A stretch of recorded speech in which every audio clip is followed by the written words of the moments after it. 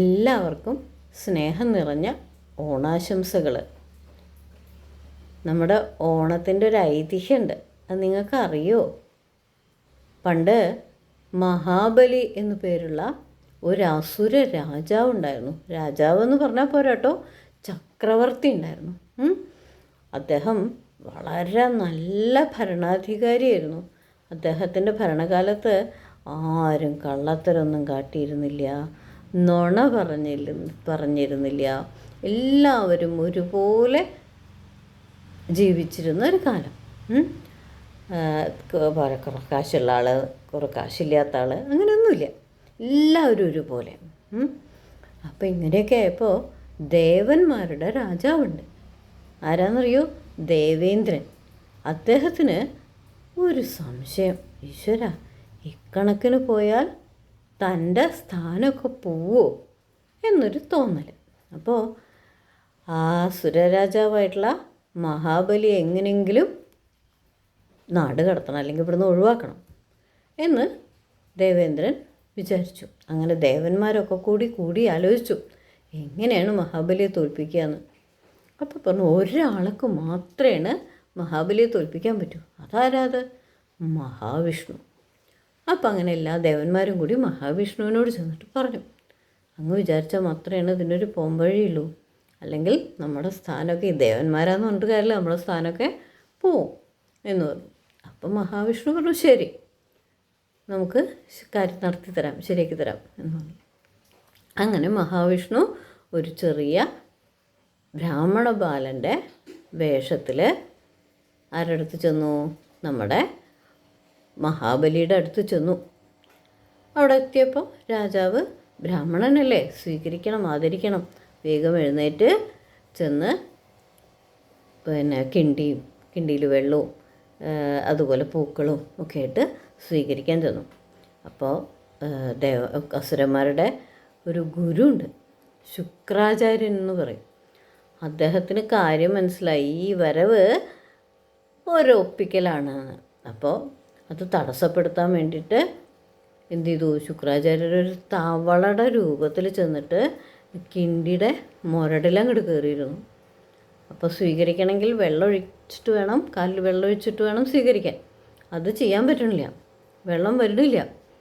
അപ്പോൾ വാമനനും മോശക്കാരനൊന്നുമല്ല, അയാൾക്ക് കാര്യം മനസ്സിലായി. വേഗം എന്ത് ചെയ്തു? ഒരു കുശപ്പുല്ലെടുത്തിട്ട് ഒറ്റ കുത്തുകുത്തി. അപ്പോൾ ഈ തവളയുടെ കണ്ണിലങ്ങോട്ട് കൊണ്ടു ശുക്രാചാര്യരുടെ കണ്ണിലാണ് കൊണ്ടു. കണ്ണ് പൊട്ടിപ്പോയി.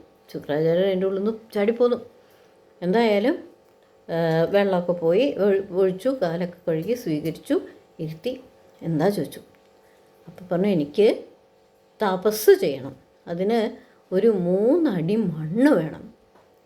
അപ്പോൾ മഹാബലി വിചാരിച്ചു, ഈ ഒരു 3 അടി മണ്ണേ, താനൊരു വലിയ ചക്രവർത്തിയാണ്, തൻ്റെ അടുത്ത് വന്നിട്ട് ചോദിക്കണത് 3 അടി മണ്ണ്. അതിനെന്താ, തരാലോ എന്ന് പറഞ്ഞു.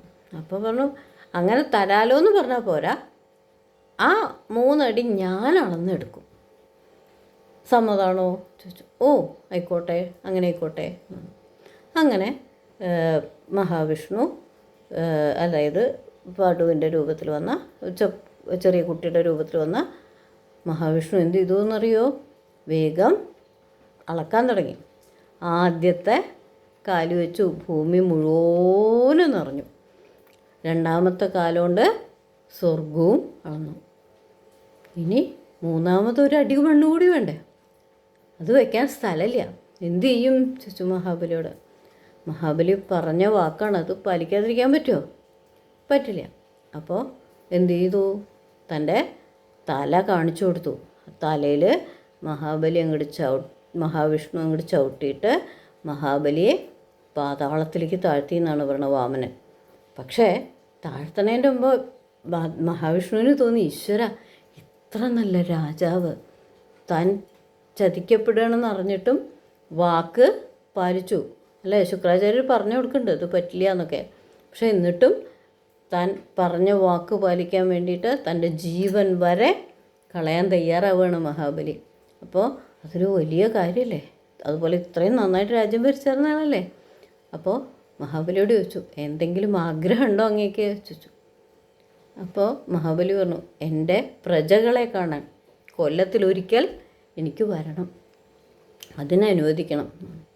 അത് ആയിക്കോട്ടെ, അങ്ങ് എല്ലാ കൊല്ലവും പാതാളത്തിൽ നിന്ന് ഒരു ദിവസം ഭൂമിയിലേക്ക് വന്നോളൂ എന്ന്. അങ്ങനെ അത് ചിങ്ങമാസത്തിൽ തിരുവോണ നാളിൽ വരാൻ തീരുമാനിച്ചു എന്നാണ്. അങ്ങനെ നമ്മളുടെ വളരെ നല്ല രാജാവായ മഹാബലി നമ്മളെ കാണാൻ വരികയാണ്. അപ്പം അതുകൊണ്ടാണ് എല്ലാവരും ഒരുപോലെ, ഉള്ളവനും ഇല്ലാത്തവനും എല്ലാ ആളുകളും ഒരുപോലെ ഓണം ആഘോഷിക്കണത്. അപ്പം നമുക്കും നന്നായിട്ട് ഓണം ആഘോഷിക്കാം. ഒപ്പം ഇല്ലാത്തവരാരെങ്കിലും ഉണ്ടെങ്കിൽ അവർക്കും നമ്മുടെ ഉള്ളതിൻ്റെ ഒരു ഓഹരി കൊടുത്ത് അവരെയും സന്തോഷിപ്പിച്ചുകൊണ്ട് നല്ലൊരു ഓണം ആഘോഷിക്കാം. അപ്പോൾ എല്ലാവർക്കും ഒരിക്കൽ കൂടി ഓണാശംസകൾ.